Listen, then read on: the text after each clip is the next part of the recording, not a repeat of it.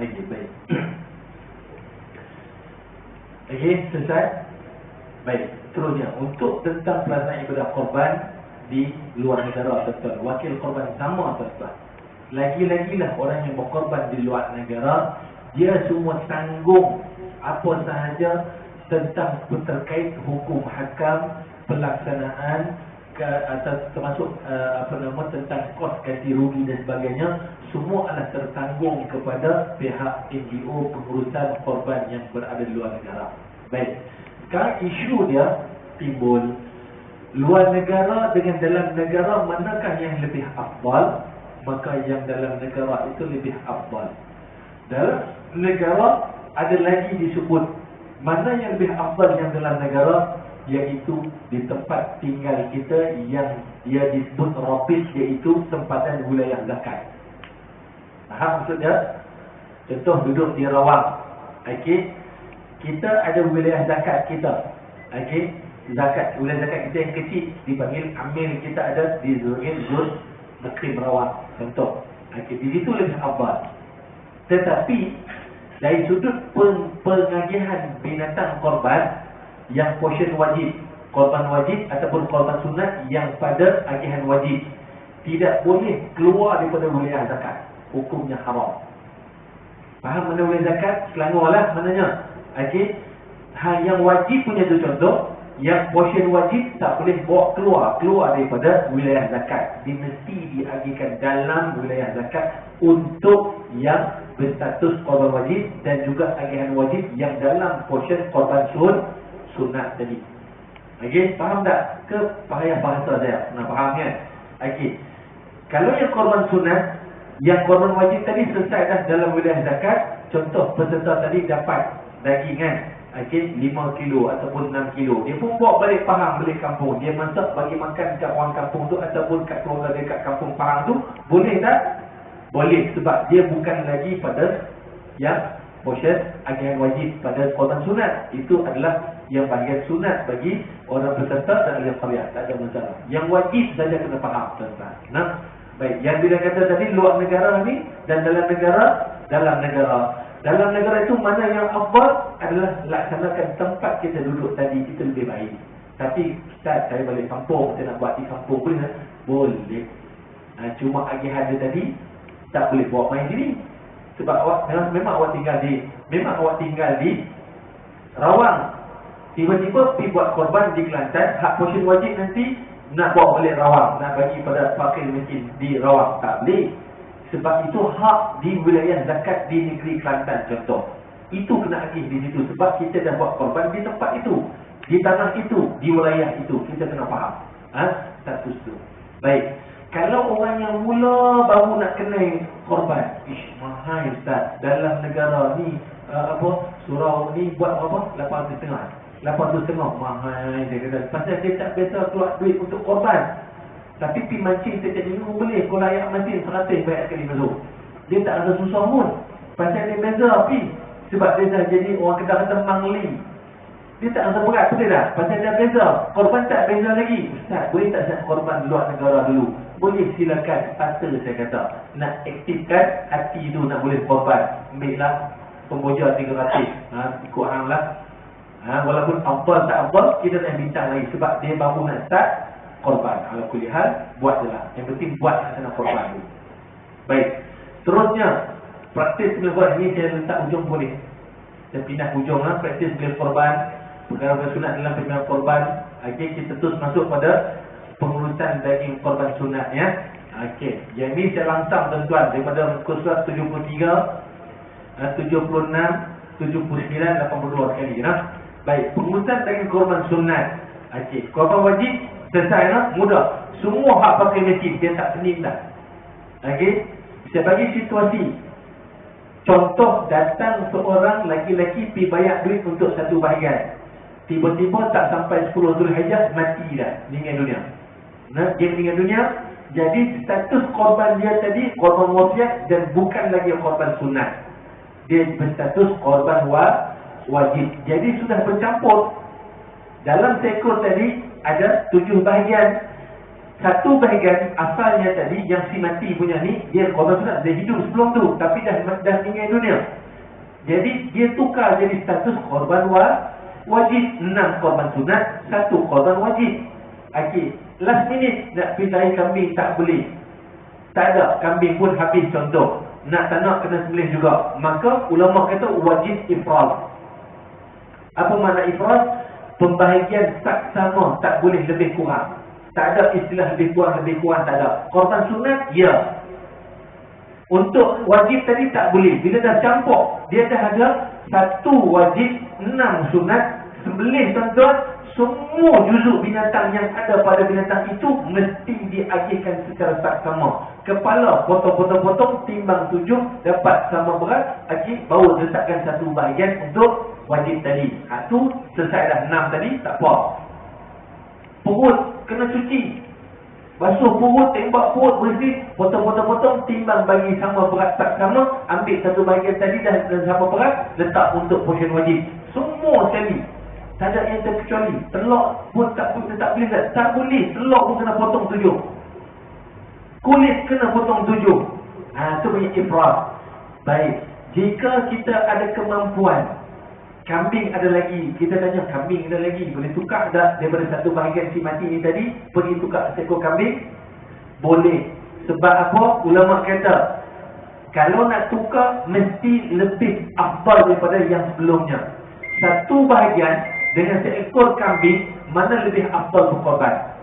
Seekor kambing. Sebab apa? Seekor kambing itu mutlak milik kita. Yang 7 tadi, 1 bahagian, 7 bahagian itu dia berkongsi. Sembelihan itu, 1 sembelihan lembu tadi dikongsi 7. Sebab tu lebih afdal seorang itu 1 ekor lembu daripada 7 orang untuk 1 lembu. Okey, itu dipanggil afdal ranking dah.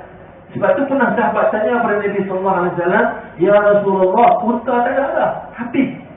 Tak ada unta ya Rasulullah. Saya nak unta juga." Nabi kata, "Tak apa, hampir cari kambing tu bengkok."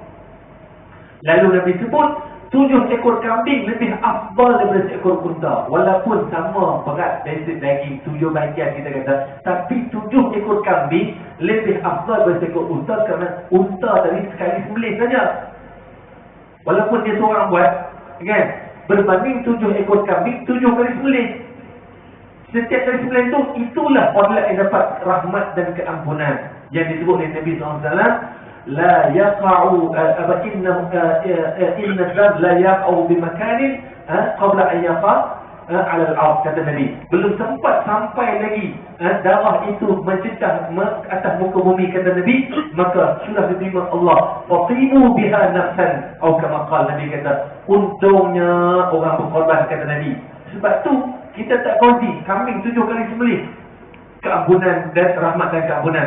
Sembelih kali kedua dapat rahmat keampunan, kali ketiga dapat rahmat keampunan. Jadi sebab tu daripada dia tadi mati dah, meninggal dunia, kita pun pergi tukar dengan kambing. Uruslah dengan ahli keluarga waris si mati. Ataupun kalau dia tak boleh, tak mampu atau sebagainya, kita pihak pengusaha sendiri boleh tak tolong tambah duit? Boleh, sebab kita dah bagi fakir miskin mudahnya. Maknanya beli kambing sekok 1,200 contoh, tambah duit 400 bagi contohnya. Okey, sembelih kita tak pening dah, kita dah keluarkan daripada 1 bahagian tadi, jadi seekor kambing, sembelih tuah lagi pada fakir miskin. Selesai masalah. Faham tuan-tuan maknanya situ? Boleh ditukarkan. Syarat nak tukar mesti lebih afdal daripada yang sedia ada. Baik. Kemudian tertib pengagihan daging yang afdal. Bila sebut tertib ni tuan-tuan, kena faham syarat agihan binatang korban ini adalah mesti melepaskan tuntutan, mesti melepaskan agihan wajib dulu. Hak fakir miskin itu mesti dilepaskan dulu. Baik, dalam kitab sebut iaitu untuk melepaskan tuntutan hak wajib bagi fakir miskin bagi 1 bahagian adalah dengan mengeluarkan seketul daging untuk 1 bahagian. Dia tak bagi tahu berapa berat. Dalam kitab Mat'ul Badrain dia kata setengah kati. Orang muda lah tak tahu berapa berat setengah kati. Orang tua-tua tahu lah.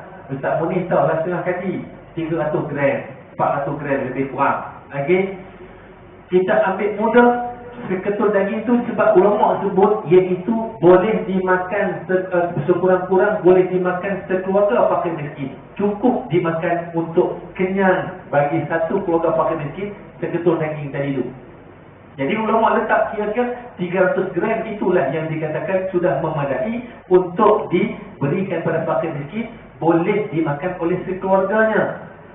Okey, tapi ingat mesti beri daging mentah, bukan yang dah dimasak. Tak boleh bagi hang masak, mesti bagi hak mentah kepada fakir miskin. Baik, kita ambil mudah, kita kira seketul daging itu sekilo paling senang. Okey, satu bahagian, jadi kita keluarkan sekilo, itu portion wajib. Jadi 7 bahagian ada berapa? 7 kilo. Baik, 7 kilo bagi seekor lembu, mesti 7 kilo tu adalah daripada juzuk badan daging binatang korban yang tadi tu. Faham makna dia? Saya bagi kes. Dulu banyak sangat orang korban tuan-tuan dekat kampung-kampung, masjid-masjid sendiri, sembelih, himpun daging tuan-tuan, himpun semua. Lepas himpun baru bagi 3, 1/3 bagi miskin, 1/3 peserta, 1/3 apa nama ahli qaryah. Kalau kita buat begitu, awal-awal lagi hukumnya haram. Sebab apa? Hak wajib tak tertunai. Dia pun ambil contoh, dia letak kira tadi, contoh dia ambil minimum lah 7 kilo, kita ambil bagi 7 bahagian dia 7 kilo seekor lembu. 10 ekor keluarkan 70 kilo daging. Dia pun keluar 70 kilo daging, dia ambil 70 kilo. 70 kilo dia ambil tu hanya boleh jadi daging itu yang ada pada juzuk binatang lembu 7, 8, 10 saja. Hak lembu 1 tak diambil. Lembu 2 tak ada kena pada daging pada badan dia. Sebab tu ulama kata haram perbuatan begitu. Mesti ambil pada daging juzuk binatang tu. Lembu satu tu mesti keluarkan portion wajib. Kita tak boleh main campur ikut suka. Baik, jadi lembu satu tadi jangan pergi campur tuan-tuan, dia dulu setempat tu daging. Sebab satu lagi, sunat yang afdal untuk peserta itu adalah daging bagi atas nama lembu dia.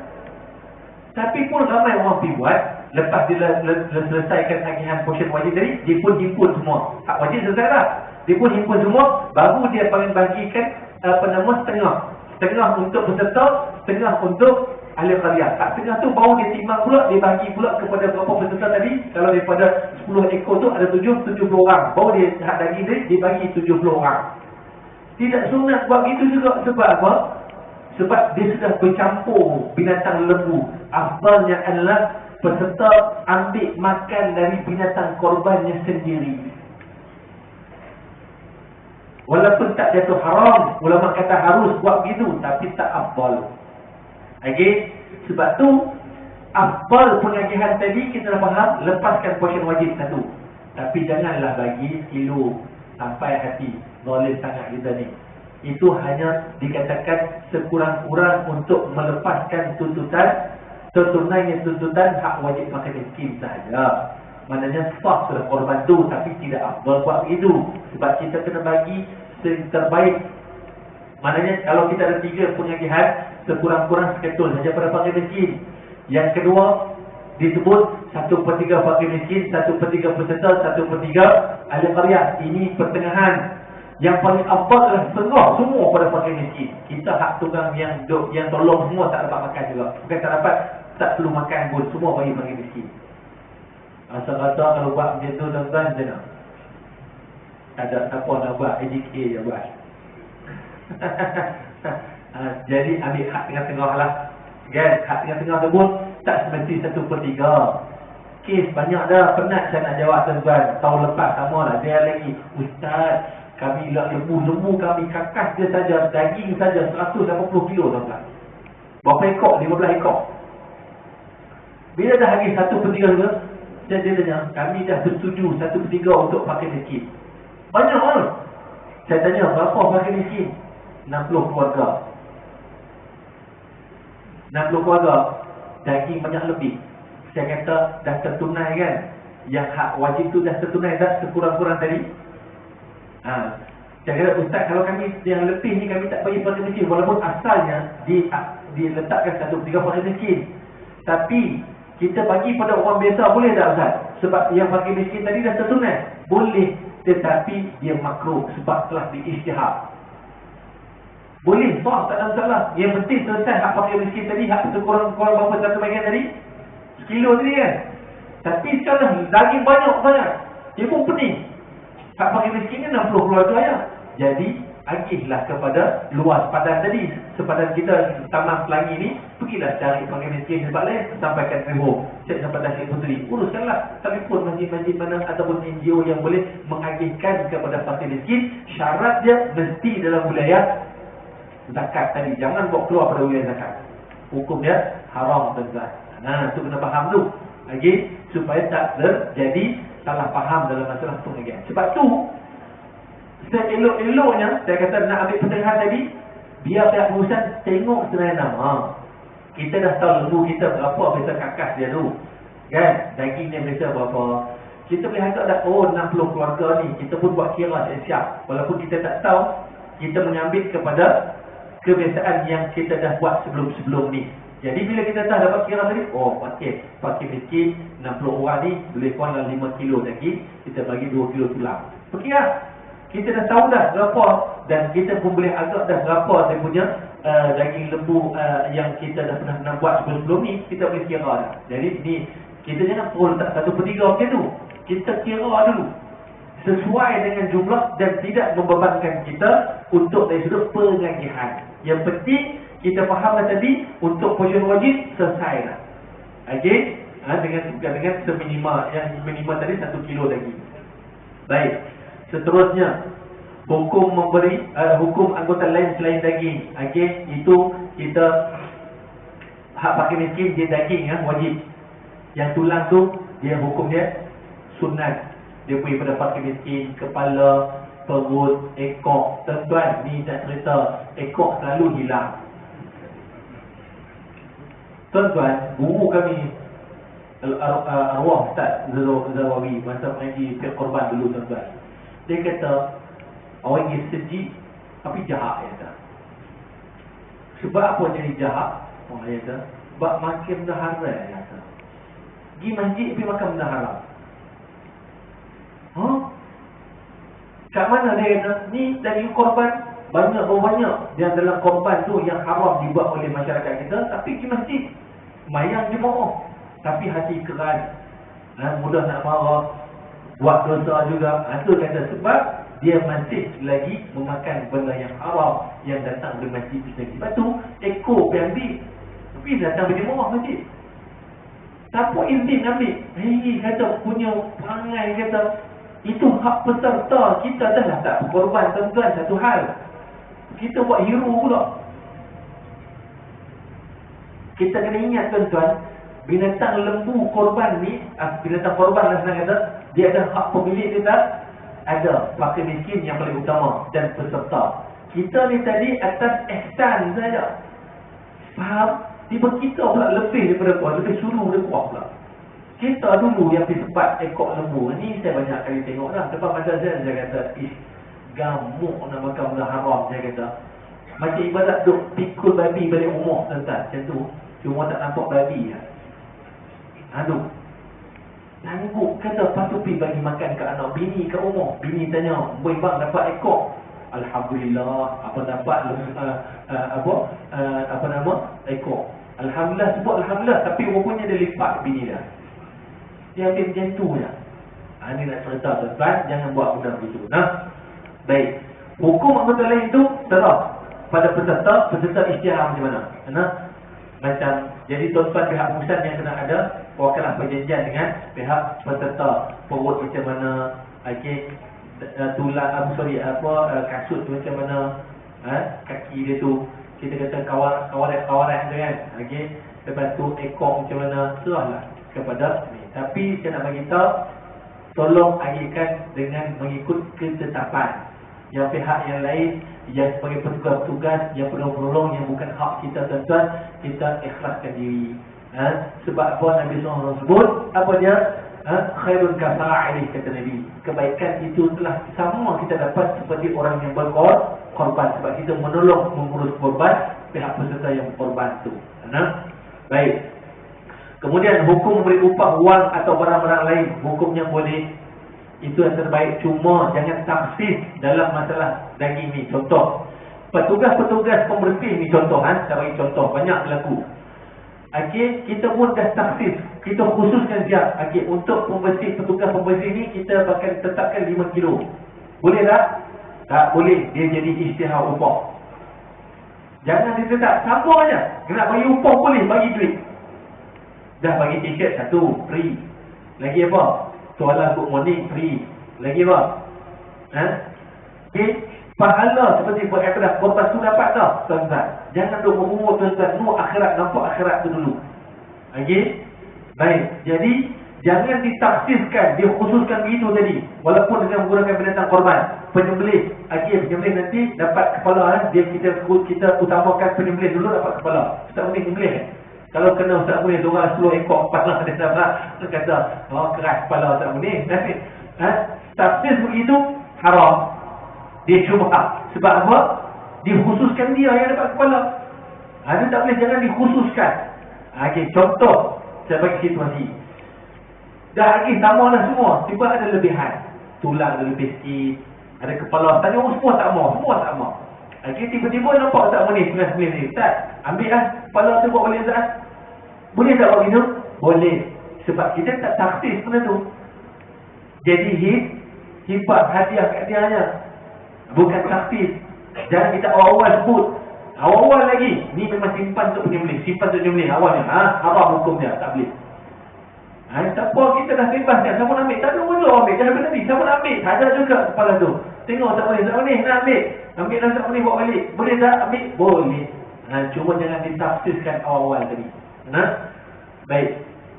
Kemudian pengurusan daging korban wajib. Kita cerita tadi faham okey, yang wajib bagi semua. Hak yang agihan korban sunat dalam korban sunat portion wajib tadi pun faham dah. Ya, minimum tadi berapa? 1 kilo. Tuan-tuan ingat tu. Okey, 1 kilo bagi satu bahagian dan jangan dan mesti juzuk pada badan binatang tu yang mesti diberi kepada orang miskin. Tak boleh kita main lantang campur. Lepas tu kita tak tahu binatang mana yang kita ambil.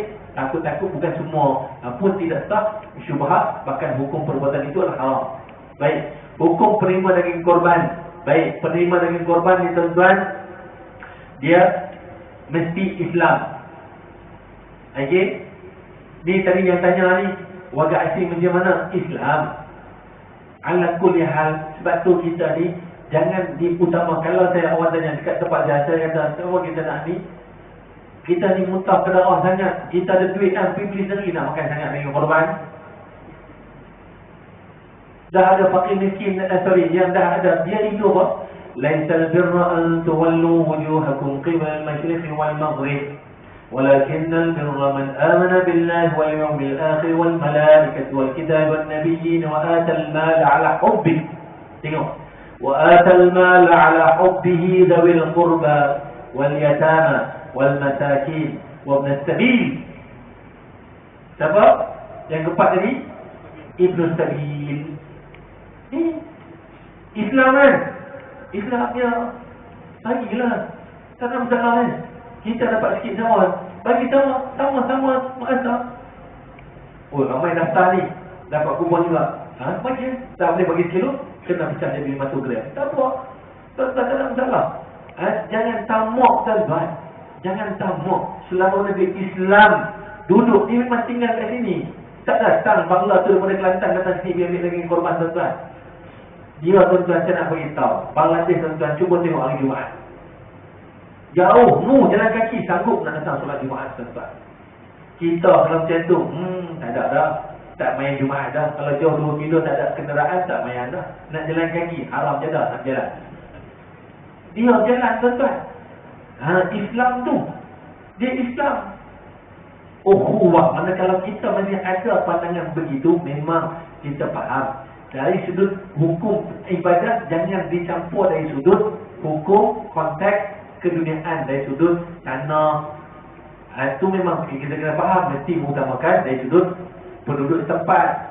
Ini daging binatang korban ni, dia bukan isu dari sudut keperluan kepada mendahulukan pihak lokal dulu. Kena faham situ. Kalau tuan-tuan buat juga nak dahulukan orang lokal, tak ada masalah, boleh, tetapi selama mana tidak menganiaya dia. Okey, dia langsung tak dapat. Kalau kita kata okey, untuk penduduk setempat 1 kilo, untuk foreigner 500 gram. Okey lah. Itu atas budi bicara. Jangan langsung kita menyekat terus. Dia foreigner tak payah. Tapi dia juga datang masjid dulu. Itu nak sebut buat kita faham situasi. Okey.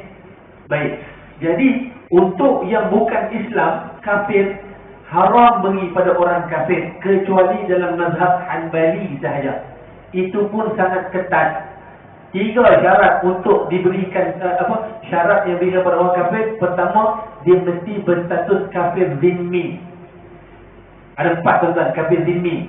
Dia status kafir zimmi. Kafir zimmi ni 3 syarat dia dalam mazhab Hanbali. Pertama, tinggal dalam negara Islam, dia redha dengan pemerintahan Islam. Yang kedua, iaitu dia redha dengan membayar jizyah, cukai ikut negara Islam. Dan yang ketiga, dia redha untuk dilaksanakan undang-undang Islam atas diri dia. 3 ni syarat dia tuan-tuan, baru dia layak dipanggil kafir zimmi, maka dia layak untuk mendapat daging korban bagi mazhab Hanbali. Akan tetapi di Malaysia ni orang tanya, kalau bukan kafir zimmi, kafir harbi, dua-dua bukan. Kafir zimmi pun bukan, kafir harbi pun bukan. Dia adalah hanya sekadar perjanjian kontrak sosial sahaja kita dengan pihak orang bukan Islam, orang kafir tuan-tuan di negara kita. Jadi boleh tak dia makan? Hukumnya haram, tak boleh. Tak ada yang kita cari di Malaysia ni yang status kalau nak buat kafir zimmi, tak jumpa tuan-tuan, tak ada. Memang tak akan ada. Melainkan dia tepat menepati 3 syarat ni. Barulah dia boleh dipanggil kafir zimmi. Baik, selesai yang tu. Baik, kawan, praktis masalah ibadah korban oleh orang ini faham dah dari sudut pengajian dari ke mana. Okey, kita masuk yang terakhir. Okey, isu mengambil untung diam-diam dalam pengurusan korban, hukumnya haram. Contoh macam ni. Ni banyak dah, saya tangkap 4 kali dah tuan. Memang saya lanyak semua-semua, bukan lanyak semua. Saya lanyak dengan saya cakap, saya report ke JAI, saya kata. Okey. Ni ada surau masjid memang dia buat taktik siap. Dia tak isytihar dalam wakalah tu berapa wang pengurusan, berapa harga asas ilmu. Dia lantam saja 800.5 satu bahagian. Harga termasuk pengurusan dan harga lembu. Orang tanya berapa duit pengurusan, berapa harga asal lembu? 800.5 lah. Semua sekali dalam tu. Itu dipanggil gharar. Hukumnya tidak sah. Mesti diisytiharkan pengurusan berapa? RM100. Harga asas lembu bagi satu bagian 800.5. Jadi berapa? 900.5. Itu dibalik, dia jelas. Okey, bila 800.5? Alhamdulillah. Harga lembu berapa lebih kurang? RM6,000 lah. RM6,000. Tanpa pengetahuan pihak pembeli, pihak pembayar, yang pemilik lembu lah kan ikut. Dia yang bayar kan? 7 orang tu pemilik bersama. Dia panggil pemilik bersama. Dah bayar semua 7 orang ni tadi, kita wakil pergi beli lembu. Cari lembu harga yang paling murah, RM4,000, RM3,000 kalau tak. Beli, sedangkan dia tetap tadi harga RM6,000. Kita kata, jumpa lembu harga RM3,000, gemuk, besar juga, tapi murah. Boleh tak buat gitu, ambil untung atas angin? Kita kata macam tu, tak boleh, hukumnya haram. Yang ni banyak saya berlaku dah sebelum ni. Kalau jumpa tuan-tuan, pergi tembak mati orang macam tu. Tak boleh. Boleh dengan syarat. Saya kata boleh dengan syarat, dia kena isytihar. Saya jumpa dah lagi lembu ni RM3,000. Saya beli dulu dengan duit saya dan saya pengurus semua, saya tambah lagi jadi RM1,000. Jadi harga ni RM4,000. Tapi tak jadi RM6,000. Duit kena pulang balik, dia jadi kecut tak? Dia kena isytihar macam tu. Dia tak boleh pergi beli lembu dekat Thailand tuan-tuan, senyap-senyap, dapat murah RM2,500 tuan-tuan, bawa balik main sini. Jual harga RM6,000. Itu dipanggil gharar. Dia tak boleh, sedangkan dia wakil tadi. Bukan penjual lembu tuan-tuan. Dia wakil. Kalau memang dia penjual lembu lain, dia dah berisytihar siap-siap. dia yang jaga kandang dia, sewa apa semua dah termasuk di situ, kita faham. Ini pergi buat atas angin je tuan-tuan, tidak dibenarkan. Nah, baik yang terakhir dalam bab penyembelihan. Ini saya cerita yang darurat saja. Nah, baik penyembelihan ni tuan-tuan, faham tak? Bila penyembelihan tadi, tukang sembelih itu adalah benteng terakhir untuk mengesahkan korban. Okey, kita kena ambil maklum tu, bagi nama siap-siap kepada pihak tukang sembelih. Biar dia niat. Okey, niat dia boleh tak sebut satu nama-nama ataupun langsam terus panggil peserta bagi lembu ini. Dua-dua sah, cuma afdalnya sebut nama satu-satu.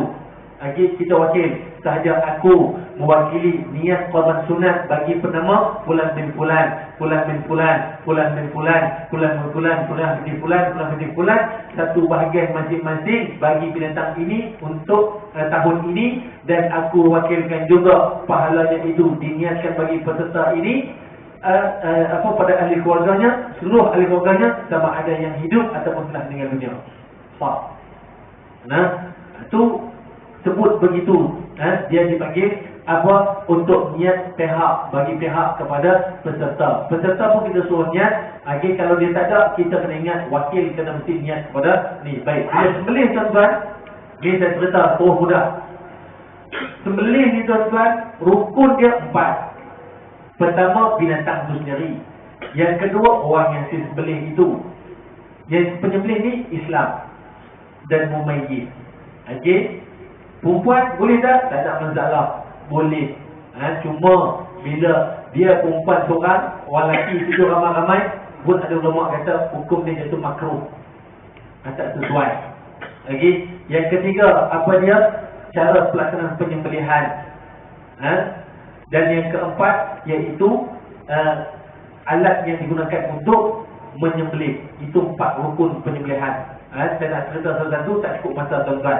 Baik, saya masuk terus. Sembelih tak baca bismillah pun dalam mazhab Syafi'i sah. Dia tak tolong niat tadi, dia sembelih, dia sah, boleh makan. Tak perlu. Dalam mazhab Abu Hanifah, mazhab Hanafi, wajib sebut basmalah. Tak sebut basmalah, tidak sah. Korban tak boleh makan, jadi bangkai. Dalam mazhab Syafi'i, tak perlu pun. Cukup syaratnya Islam. Tak baca bismillah, sah. Bismillah tu hanya sunat. Okey, bila pergi rebah lembu tuan-tuan, jatuh tumpang dia tak menghadap kiblat. Pergi heret tarik ekor, pergi juga nak paksa pergi ni. Sakit ekor, cuba tuan-tuan ada ekor saya tarik. Tak payah tarik dah rebah macam tu, sembelih. Menghadap kiblat tu hukumnya sunat. Sebab yang lebih utama ni dipanggil mendahulukan daripada kita menyakiti binatang korban daripada kita nak atas kiblat. Kiblat tu sunatnya. Sedangkan menyakiti binatang sembelih itu hukumnya haram. Okey, jangan sembelih pada binatang yang lain. Tutup tuan-tuan. Dan sembelihlah dengan yang paling pantas, dengan alat yang paling tajam. Tuan-tuan, saya sembelih 3 second. Tak boleh berapa second pernah kira? 3 saat. Kalau lebih 3 saat, guru saya marah. Dia kata, tak pandai sembelih lagi hang, dia kata. Mesti 3 second. Sebab tu pegang pisau ni tuan-tuan, dia mesti pegang dari sini. Dia tak boleh pegang macam ni. Pegang macam ni boleh, tapi lambat. Sebab tu dia pegang sini. Pertama, dia nak lepaskan jauzan tu, urat otak ni, kiri kanan ni. Sebab tu dari bawah ni kita tarik tu, tentap tu kena sini, dia tak hantar maklumat dah. Maklumat sakit tu putih dah. Data tu takkan hantar. Lepas tu bawah ni terus pergi ke halqum dan marih. Halqum depan tuan-tuan, marih belakang. Halqum ni apa? Saluran nafas. Marih ni apa? Saluran makanan. Potong tuan-tuan sekali herit, dia akan putus. Okey, pisau tajam tu. Okey, jadi di situ dalam masa 3 second je. Sekejap je. 1, 2, 3. Saya kira siap dah. Sebab saya dah sembelih, saya rasa lebih daripada tak tahulah berapa ekor. Kalau nak kira, kalau zaman Covid tu saya rasa nak muntah tengok darah. Tuan-tuan jadi so sembelih. Jadi kita kena tahu orang penyembelih ini mesti adalah orang yang benar-benar pakar dan ada tauyah. Sebab apa? Berlaku tahun lepas, dia sembelih tuan-tuan, kita pegang. Okey, saya cerita. Sembelih ni ada 3. Saya cerita sini lagi mudah. Az-zabahu, kemudian an-nahru dan al-aqru. Az-zabahu ni sembelihan kita biasa tu tak boleh. Okey? Sebelah biasa ni yang dikatakan binatang yang lehernya pendek, azbahu. Kita lembu ni azbahu. Kena pegang dia punya apa nama? Anak ni apa panggil? Halkum, biji halkum ni. Boleh rasa tak? Siapa bisa pegang? Ada biji halkum kan? Ada. Jangan sembelih atas halkum, mesti bawah. Sebab apa? Maris dan halkum dia ni rapat di dinding bila dia duduk di bawah selepas daripada biji halkum. Kalau di atas, macam kita ni tuan-tuan, maris dan halkum ni dia ke dalam. Dia pergi ke dalam. Dia jadi macam ni. Okey, ni kita punya leher. Halkum kita dia jadi macam ni. Bila sembelih lepas daripada biji halkum atas ni, jauh ke dalam. Itu yang bila potong tu kena halkum saja. Maris tak kena, tak putih. Dia pun elok jadi, dia boleh makan lagi. Boleh silat bulan, dua-dua tak putih. Bila tak putih dua-dua, elok dia duduk. Siap rambut rumput lagi. Boleh sembelih lagi tak? Boleh sembelih kali kedua tak? Boleh. Syarat dia mesti hayah mustaqirah. Apa makna hayah mustaqirah? Iaitu nyawa di kandung badan. Nak tahu dia nyawa kandung badan macam mana? Saya pernah sembelih satu binatang kerbau, tuan-tuan. Dia jatuh, kena langgar, lepas tu jatuh dalam longkang besar, tuan-tuan. Nyawa ikan lah. Sembelih, tuan-tuan, kita potong, serak potong, kita tak dengar bunyi angin. Bunyi ringatan. Angin pun tak ada, bunyi ringatan tak ada. Maknanya dia dah nyawa ikan, kita sembelih pun angin tak keluar. Kita kata bangkai. Walaupun dah sembelih, tak boleh makan, hukumnya haram. Sebab tu kena faham hayat mustaqirah ni. Dia dipanggil masih ada nyawa di kandung badan. Walaupun kita tengok dah sembelih, dah darah-darah dah, elok tegak lagi. Tuan-tuan, dia tengok cek, rupa-rupanya halkum maris tak putih, tuan-tuan. Sembelih lagi, bunyi angin. Hayat mustaqirah sah. Boleh, mana sah korban dah? Sah. Jangan kita muda-muda dah sembelih tadi, tengok diri. Kata tak sah dah, mana boleh makan, hukum haram. Senang je kita cakap, mahal tu lembu tu. Mahal 8,000, 7,000 kita nak mudah-mudah kata tak sah. Bagi fakta yang mengesahkan, bukan kita cakap. Orang tahu faham apa? Orang masyarakat kita. Bila sekali sembelih, tak boleh sembelih kali kedua. Kita hutu je. Lepas tu terangkat pisau. Yang terangkat pisau ni, dia sengaja angkat pina yang kopi lepak dulu. Kalau dia terangkat, contoh dia meronta, terangkat, sambung balik, sah tak? Sah. Itu kena faham dari sudut hukum dalam majlis. Sebab tu itu az-zab'u. An-nahru ni binatang yang leher panjang. Sebagai nahru. Sebab tu dalam ayat Quran, fasalli li rabbika wanhar. Sebab wanhar, al-inhar di situ adalah kerana kebiasaan orang Arab sembelih unta. Unta ni panjang macam ni. Sembelih kat mana, tuan-tuan? Dekat dengan leher, dekat dengan kepala dia, atau dekat dengan pengkal leher dia? Pengkal dia, tuan-tuan. Itik serati, tuan-tuan. Dulu saya sembelih, tuan-tuan, tok saya sembelih sekolah rendah pada tu. Kita pergi sembelih kat mana? Kat sini, tuan-tuan. Elok terbang jauh lagi. Tok saya kata, awak habis sembelih sini. Ni sini dia kata. Saya belajar ke arwah tok saya, tuan-tuan, sembelih dulu. Dia kata sembelih dekat pengkal ni. Bila dia sembelih sini, jantan mati ke tu. Dia melupuk sekian. Itu anhar. Sebab tu dipanggil binatang seperti unta, tuan-tuan. Dia sembelih, jangan sembelih kat sini, sembelih pada pengkal leher dia. Baik, kemudian al-aqru. Al-aqru ni bukan dengan sembelih, cucuk. Bila boleh guna kaedah ni? Contoh kita pergi menembak. Dia al-aqru ni biasa berlaku, kata dalam satu hadis Nabi SAW, "Lau ta'anta ala fakhidhihi," kata Nabi. Kalau kau tikam paha dia, kata Nabi, dia mati, maka sah sembelih. Sahabat mengadu, "Ya Rasulullah," dia kata, "unta saya ni liak," dia kata. "Nak tangkap tak boleh tangkap," dia kata. "Memang boleh tangkap." Nabi kata, "Tak apa, tikam paha dia." Macam tu dipanggil orang menembak tu. Orang menembak kan, ada sembelih lagi tak? Tak sembelih dah, sampai situ, sampai tembak pada jauh, sampai situ mati dah binatang tu. Boleh makan tak? Boleh. Selama mana kita tadi niat sembelih dan kita ni Islam tadi, maka bila tembak pun kena paha dia, di situ mati, boleh makan. Cuma ulama kata segera potongkan dia punya leher ni juga untuk keluarkan darah tu cepat. Baik, contoh berlaku tuan-tuan nak tumbang lembu melompat jatuh masuk dalam longkang. Nak angkat tak boleh. Nak sembelih cara biasa tak boleh. Apa caranya? Ambil tombak tuan-tuan. Tombak tikam di mana tempat yang kita rasa boleh mati. Kita kata nak tekan jantung, payah tekan jantung tak boleh. Engkau dia tu keras. Tikam di mana? Tikam tuan-tuan di paha contoh sedalam-dalamnya ataupun bagi tembus terus ke sebelah tu, mati keluar darah, dia mati, tak boleh makan. Ini saya bagi situasi supaya kita faham. Baik, itu penyembelihan. Kita dah bincang itu. Seawal mana kita sembelih tadi tuan-tuan, bila boleh sembelih, iaitu masuk waktu syuruk dan berlalu waktu yang cukup untuk solat Aidil Adha dan 2 khutbah. Tak semati semayang dulu.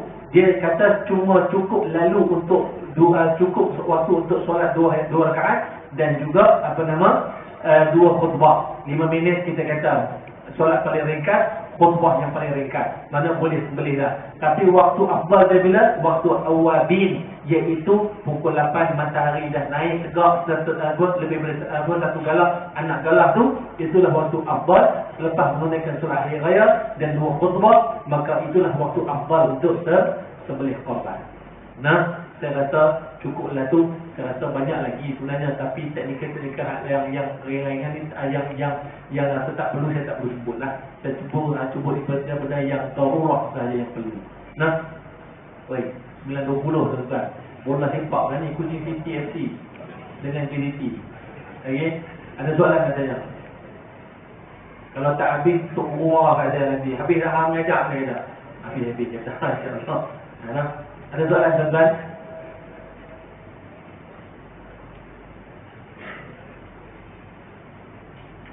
Faham tak? Clear kan? Kalau ada apa-apa boleh langsung WhatsApp je lah. WhatsApp ke Tobu ataupun saya boleh. InsyaAllah. Masa cukup setelah itu.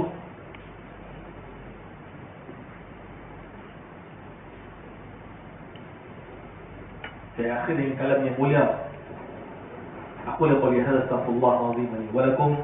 Assalamualaikum warahmatullahi wabarakatuh. Bismillahirrahmanirrahim. Alhamdulillahil alamin. Wassalatu wassalamu ala asyrafil anbiya wa ala alihi ajma'in. اللهم اجعل لنا هذا اليوم محمدا تفرقنا من بعد نعصى معصوما ولا تجعل لنا فينا ولا معنا ولا ميت ولا شقيا ولا مطرودا ولا محروما ربنا آتنا في الدنيا حسنة في الآخرة حسنة وقنا عذاب النار وصلى الله على سيدنا محمد وعلى آله وصحبه وسلم والحمد لله رب العالمين. سليم تسبيح كفارة من سورة العصر. سبحانك اللهم وبحمدك أشهد أن لا إله إلا أنت وأستغفرك وأتوب إليك. بسم الله الرحمن الرحيم. والعصر إن الإنسان في خسر إلا الذين آمنوا وعملوا الصالحات وتواصوا بالحق وتواصوا بالصبر والله أعلم.